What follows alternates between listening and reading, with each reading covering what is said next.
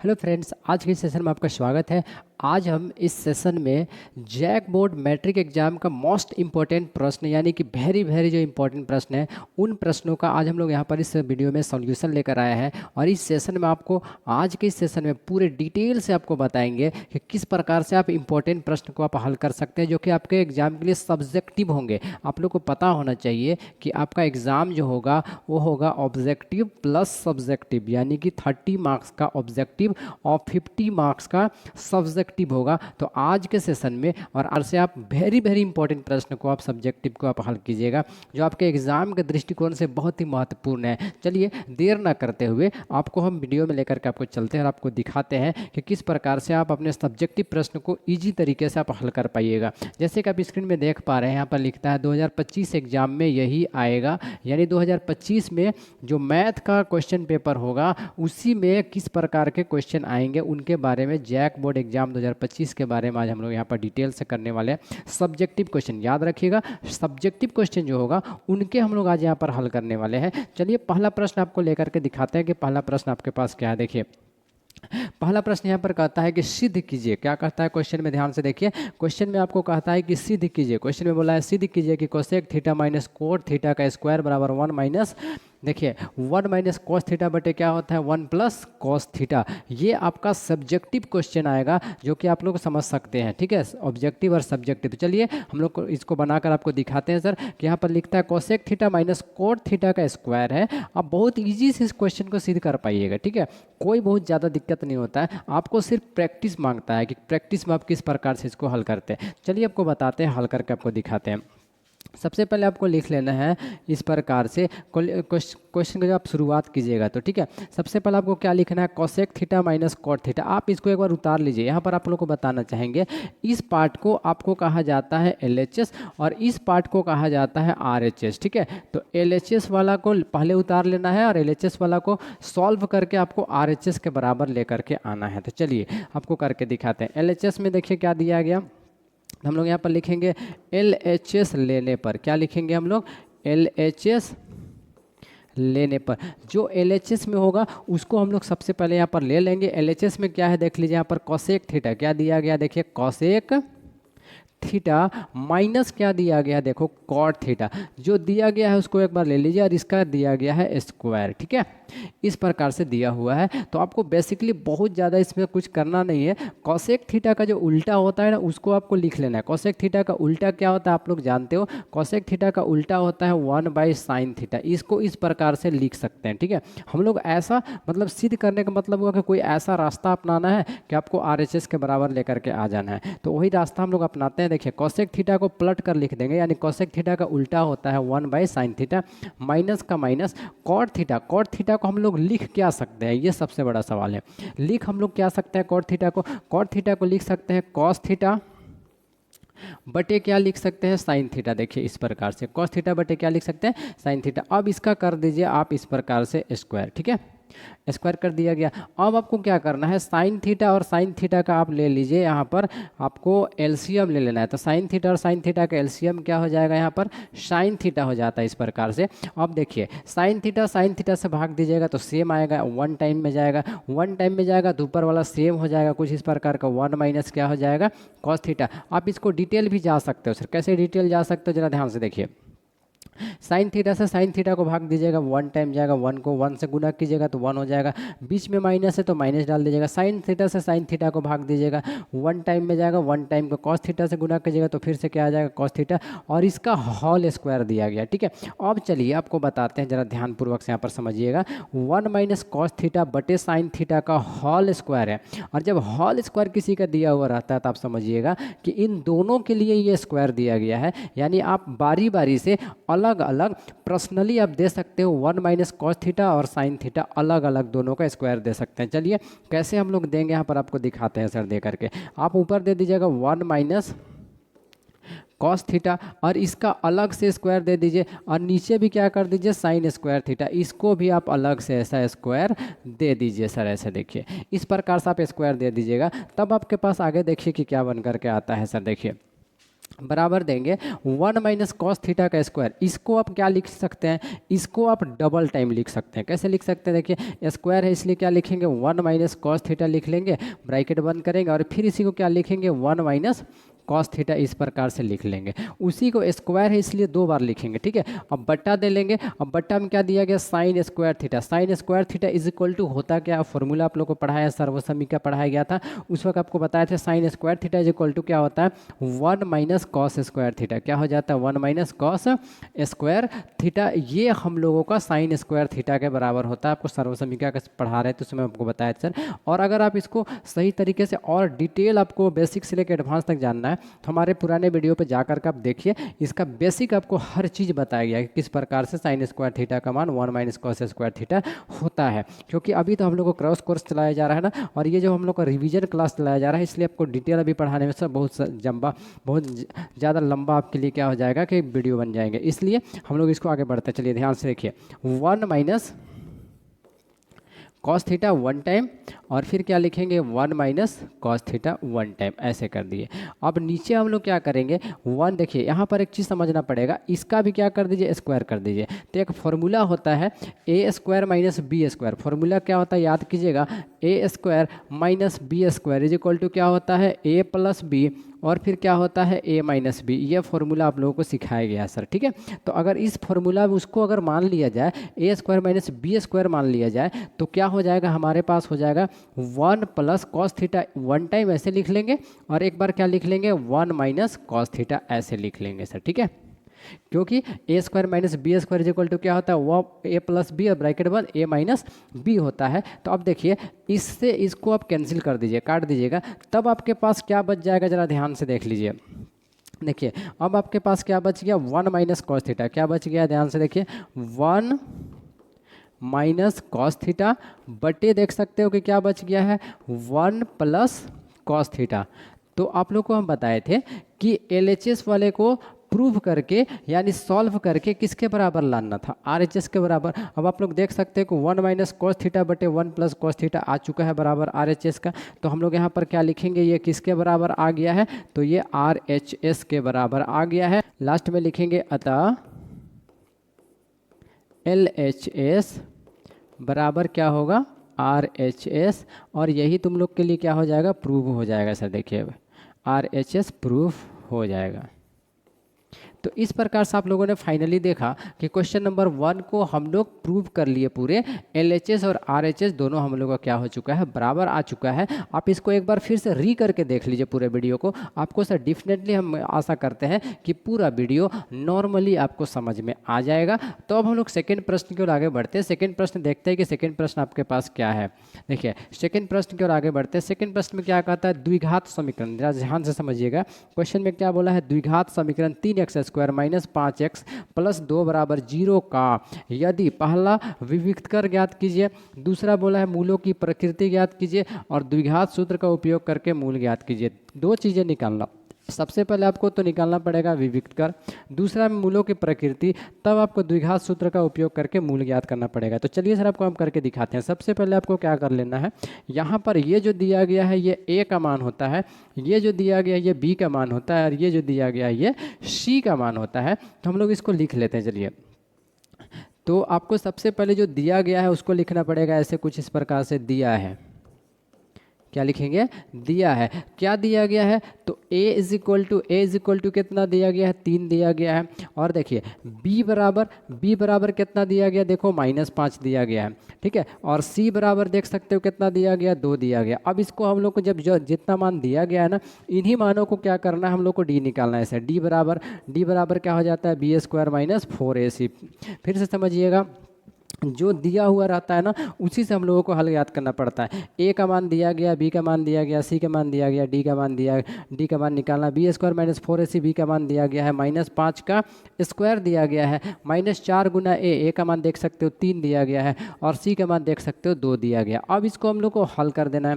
-5 का स्क्वायर कितना हो जाएगा 25 हो जाएगा, माइनस यहाँ पर है तो -4 3 12 12 दूनी 24, 25 में से 24 घटा दीजिए कितना बचेगा 1 बचेगा। तो आप इस प्रकार से देखें कि डी का जो मान निकल करके आया, कितना निकल करके आया, 1 निकल कर आया फाइनली सर।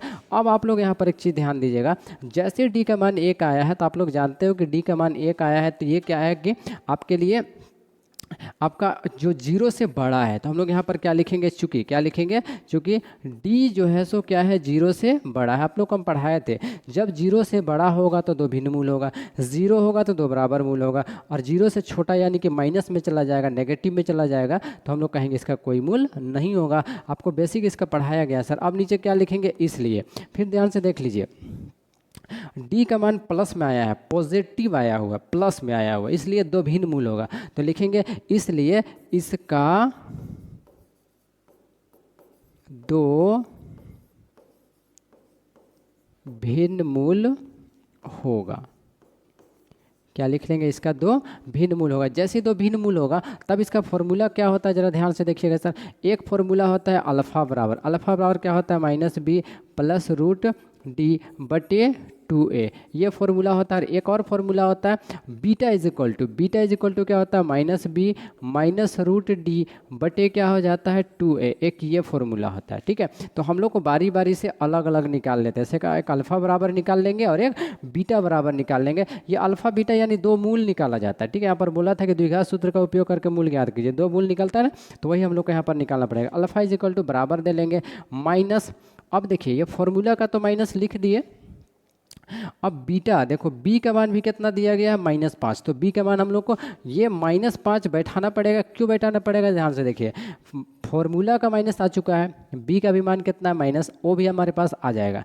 फिर हमके पास प्लस है तो प्लस लिख लेंगे। डी का मान चेक करो, डी का मान यहाँ पर आया हुआ देख सकते हो, कितना आया हुआ है सर, यहाँ पर देखिए डी का मान है 1, तो √1 लिख लेंगे बट्टा 2 गुना ए का मान चेक कर सकते हो कितना दिया गया है, 3 दिया गया, 3 लिख लेंगे बराबर। देखिए माइनस माइनस क्या हो जाएगा, +5 हो जाएगा, प्लस का प्लस हो जाएगा, 1 का वर्गमूल 1 निकलता है, बटे 2 तिया कितना हो जाएगा 6।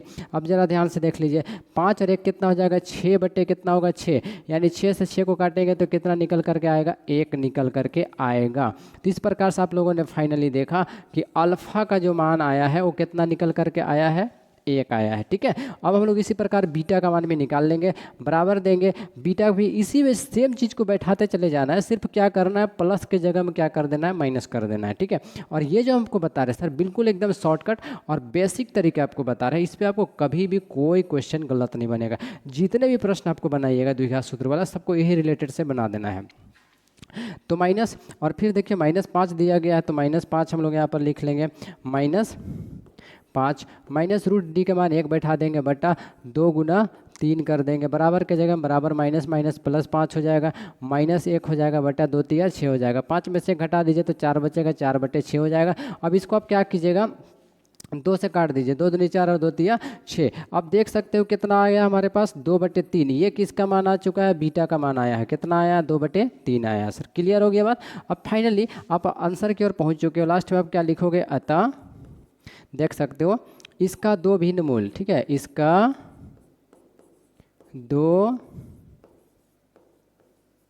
भिन्न मूल, इसका 2 भिन्न मूल, इसका 2 भिन्न मूल कौन कौन सा आया है, 1 आया 1 और दूसरा कितना आया है, 2/3। तो इस प्रकार से आप इसका आंसर लिख सकते हो। ठीक है, 1 और 2/3। तो इस विधि से अगर आप बनाते हो, इस मेथड से बनाते हो द्विघात सूत्र को, तो आप बहुत इजी क्वेश्चन को बना पाइएगा। ठीक है, तो इसी मेथड से आप बाकी सारे क्वेश्चन को बना करके प्रैक्टिस कर लीजिएगा। चलिए अब हम लोग अगले प्रश्न पर आगे बढ़ते हैं। सर आप वीडियो में अंत तक बने रहिए, आपके लिए मोस्ट इंपॉर्टेंट प्रश्न, वेरी वेरी इंपॉर्टेंट जो प्रश्न है ना, उन सभी प्रश्नों को हम आज लेकर आपके इस वीडियो में आए हुए हैं, और आप सभी को अंत तक देखिए, आपको सभी प्रश्न अनिवार्य है सर, आपके लिए इंपॉर्टेंट है। ठीक है, देखिए अगला प्रश्न आपके पास क्या कहता है, त्रिज्या 7 सेंटीमीटर वाले, त्रिज्या 4 सेंटीमीटर वाले एक वृत्त के त्रिज्य खंड का क्षेत्रफल ज्ञात कीजिए जिसका कोण, देखिए 4 सेंटीमीटर त्रिज्या, कितना बोला है, 4 सेंटीमीटर त्रिज्या, और थीटा का मान कितना दिया गया है, 30 डिग्री दिया गया है। बोलता है कि एक बार त्रिज्य खंड का क्षेत्रफल और एक बार दीर्घ त्रिज्य खंड का क्षेत्रफल, 2 बार आपको निकालना है, एक बार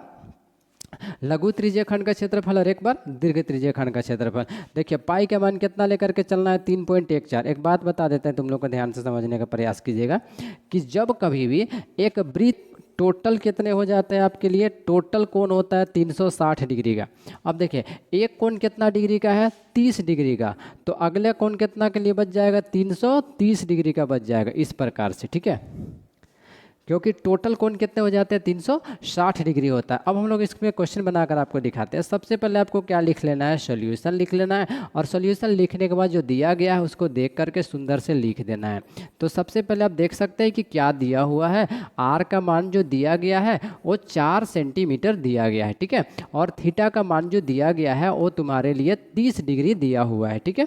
अब आपको क्या निकालना है, सबसे शुरू में आपको लघु त्रिज्यीय खंड का क्षेत्रफल ज्ञात करना है। तो हम लोग यहाँ पर लिखेंगे त्रिज्यीय खंड का क्षेत्रफल, त्रिज्यीय खंड का क्षेत्रफल। देखिए त्रिज्यीय खंड का क्षेत्रफल इज इक्वल टू क्या हो जाएगा, थीटा बटे 360 degree into pi r square, बराबर के नीचे बराबर देंगे, थीटा का मान 30 डिग्री बैठा देंगे, बटा 360 हो जाएगा, गुने पाई का मान देख सकते हो कि हम लोग को कितना बैठाने के लिए बोला है, 3.14 लेने के लिए बोला है, ठीक है।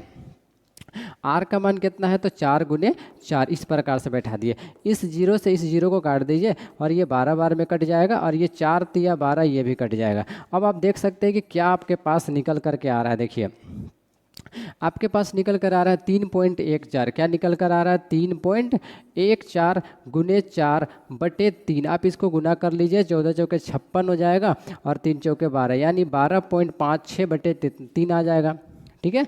अब इसको जब काटिएगा तो कितना आंसर आपके पास आएगा, 4 बार में कट जाएगा, पॉइंट देंगे तो 3 एकम 3 हो जाएगा, 2 बचेगा 26 हो जाएगा, 3 अट्ठे 24 हो जाएगा, फिर 3 छक 18, 3 छक 18 इस प्रकार से होता चला जाएगा, यानी कि 4.1866 आ रहा है। इसको फाइनली आप क्या लिख सकते हो, 4.19 सेंटीमीटर। ये पहला आ चुका है, पहला आंसर आ गया है। देखिए पहला आंसर जो है ना सो आ गया है। अब बोला है संगत, साथ ही क्या बोला है, साथ ही दीर्घ त्रिज्यीय खंड का भी क्षेत्रफल आपको ज्ञात करना है। चलिए दीर्घ त्रिज्यीय खंड का क्षेत्रफल आपको निकाल करके आपको दिखाते हैं सर। तो लिखेंगे दीर्घ त्रिज्यीय खंड का क्षेत्रफल,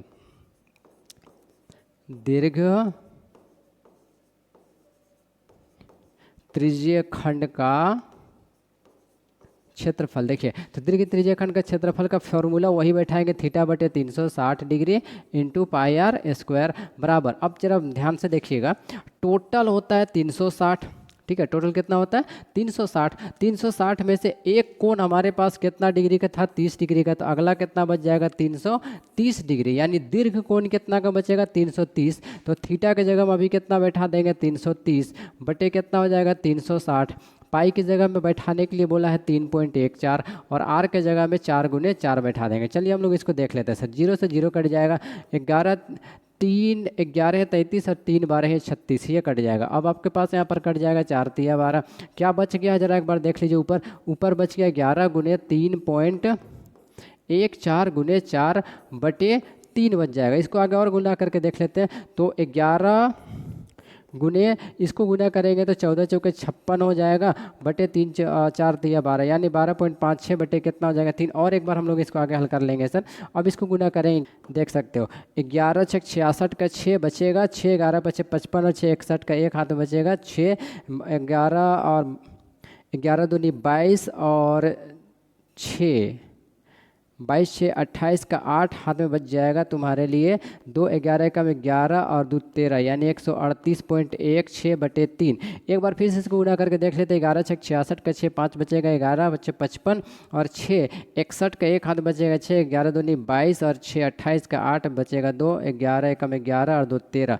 अब इसको जब काटेंगे तो कितना आएगा जरा देख लीजिए, 3 चौके 12 3 छक 18, ठीक है, और 0 करके और 3 बचे 15, यानी कि हम लोग इसको फाइनली आंसर कितना आने वाला है 46.05। इसको अगर लगभग में आंसर लिखोगे तो 46.1 लगभग हो जाएगा तुम्हारा आंसर, ठीक है। इस प्रकार से आप लोगों ने देखा कि फाइनली हम लोग दीर्घ और लघु दोनों इस क्वेश्चन का आंसर लेकर आ चुके हैं, और वीडियो में अंत तक बने रहिए, आपको और भी इस पर क्वेश्चन बताया जाएगा सर। अभी चलिए हम लोग नेक्स्ट प्रश्न की ओर आगे बढ़ते हैं। नेक्स्ट प्रश्न आपके पास क्या कहता है, यदि Q 0 एक बिंदुओं P और P, -3 और R x, 6 से क्या है समदूरस्थ है, इस प्रकार से बोला हुआ है। देखिए P और Q और R का मान हम लोग का दिया हुआ है, ठीक है, समदूरस्थ है। समदूरस्थ का मतलब क्या होता है, P से Q और R से Q दोनों क्या है, बराबर दूरी पे। समदूरस्थ का मतलब क्या होता है, दोनों आपस में क्या है, बराबर, दोनों के बीच किसी प्रकार का कोई डिफरेंस नहीं है। अगर एक का दूरी 4 सेंटीमीटर, दूसरे का भी दूरी कितना है, 4 सेंटीमीटर है, इसको क्या कहा जाता है कि समदूरस्थ, बराबर। दोनों का दूरी क्या है आपस में, इनका दूरी और इनका दूरी क्या है, बराबर दिया गया है। यानी हम लोग सीधा तौर पे क्या लिख सकते हैं, P Q is equal to क्या लिख सकते हैं, क्यू आर लिख सकते हैं सर। देखिए तो जो दिया गया उसको पहले एक बार उतार लेते हैं हम लोग। सबसे पहले यहाँ पर लिखेंगे सॉल्यूशन। अब देखते हैं कि क्या दिया गया है। लिखेंगे दिया है, देखिए P is equal to, P बराबर क्या दिया गया है, इसको देख कर लिख लेते हैं, 5 कॉमा कितना दिया गया है, -3। और Q इज इक्वल टू कितना दिया गया है, 0,1 दिया गया है, ठीक है। और R इज इक्वल टू कितना दिया गया है, x,6।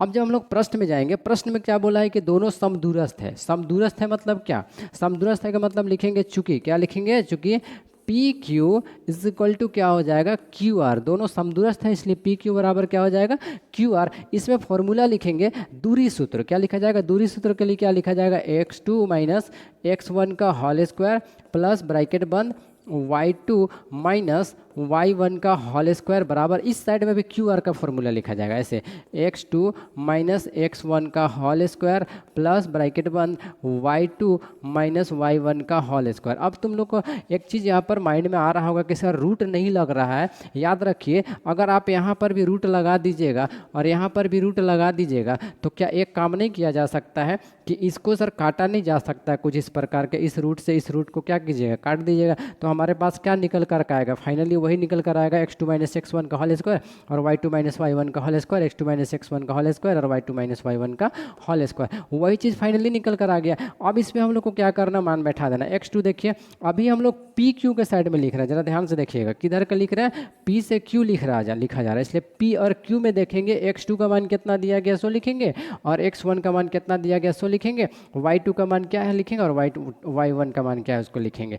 पी क्यू में अभी कहाँ से कहाँ लिख लेना है, पी से क्यू में देख करके लिखना है। तो पी क्यू में देख लीजिए x2 का मान हमारे पास 0 है, ठीक है, तो क्या लिखेंगे 0 माइनस x1 का मान हमारे पास कितना दिया गया 5 है, 0 माइनस 5 का होल स्क्वायर हो जाएगा, प्लस का प्लस ब्रैकेट बंद y2 चेक कर लेते हैं, y2 कितना दिया गया 1 है ना, 1 माइनस का माइनस और फिर -3 का क्या हो जाएगा होल स्क्वायर दे लेंगे।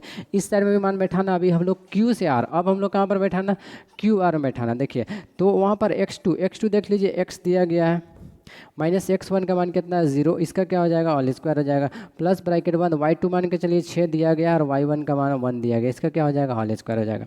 फाइनली सर आप बहुत इजी तरह से प्रश्न को आगे हल कर पाइएगा। 0 में से 5 यानी 5 का क्या हो जाएगा स्क्वायर हो जाएगा, ठीक है, प्लस का प्लस, 1 प्लस क्या हो जाएगा 4, 1 प्लस 3 यानी कि 4 का क्या हो जाएगा होल स्क्वायर हो जाएगा। यहाँ पर बराबर के जगह हम बराबर दे लेंगे, x माइनस 0 यानी सीधा क्या लिखेंगे x का स्क्वायर प्लस का प्लस, 6 में से घटा देंगे तो 5 का क्या हो जाएगा स्क्वायर हो जाएगा।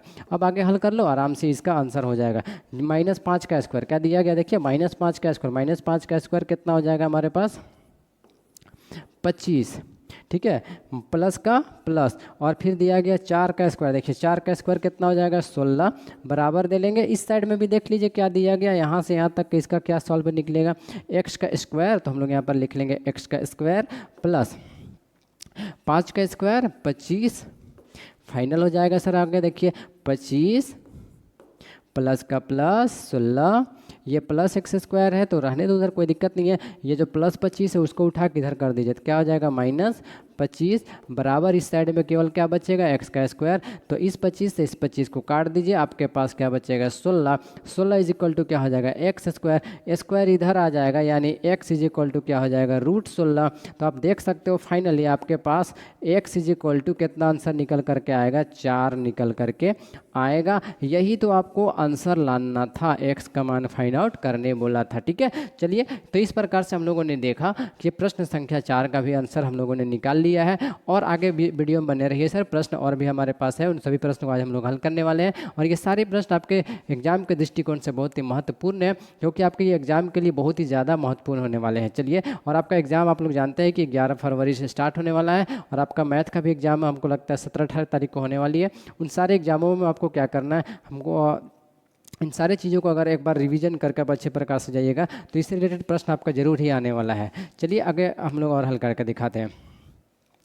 एक दिया गया क्वेश्चन नंबर 5 में, क्वेश्चन नंबर 5 में क्या कहता है कि 336, देखिए 336 और 54 का अभाज्य गुणनखंडन विधि द्वारा आपको दो चीज़ें निकालना, एक HCF निकालना और एक एलसीएम निकालना। आप लोग जानते हैं कि बहुत ही ईजी तरह से इसको बनाया जाता है सर। हर एक स्टूडेंट को इसको बनाना आना भी चाहिए, क्योंकि आपका एग्जाम जो है सो काफ़ी नज़दीक आ चुका है और अभी तो जो ये रिवीजन क्लास चलाया जा रहा है ना, तो इस हिसाब से आपको क्या करना पड़ेगा, 336 और 54 का अभाज्य गुणनखंडन करना आना चाहिए। फिर भी हम लोग रिवीजन करा रहे हैं इसलिए इसको करके दिखाते हैं सर।